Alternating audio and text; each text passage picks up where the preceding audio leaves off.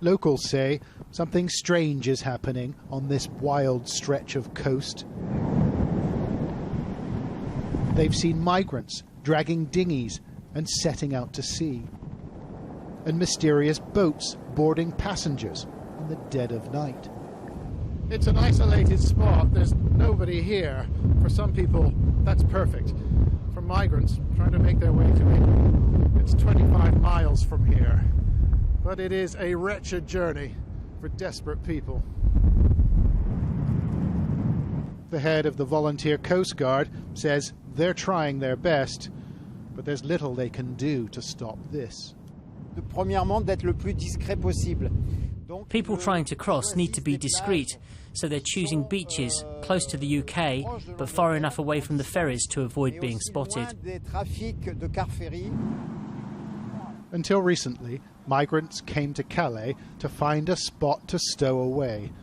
The best way, this, to get themselves to Britain. But brand new fencing and beefed up patrols have made it much more difficult. So the migrants and the people smugglers are trying to adapt, targeting local residents who own their own boats. Et viennent nous parler gentiment, savoir s'il y a du poisson ou autre. Smugglers talk to us nicely, asking us if we caught any fish. Then they get on to the main subject: can they hire the boat? Usually there is a group who stay further back with bags, waiting for the signal to get on the boat.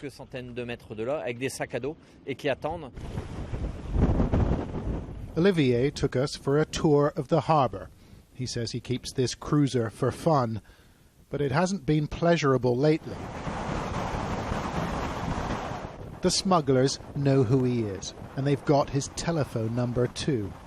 A group of smart and resolute businessmen, he says. The smugglers today are more determined. They react within minutes, and it's hard to anticipate when they'll strike next. The authorities know they're out there. The rescue of 18 migrants near Kent last Saturday was coordinated here at this maritime surveillance centre. A family member alerted them by telephone. And the situation, well, it's starting to get serious, says the co-director. It's not on the same scale as the Mediterranean, not yet. But if you look at weather conditions, it's dangerous, the water's cold, there's less chance of survival if you fall in.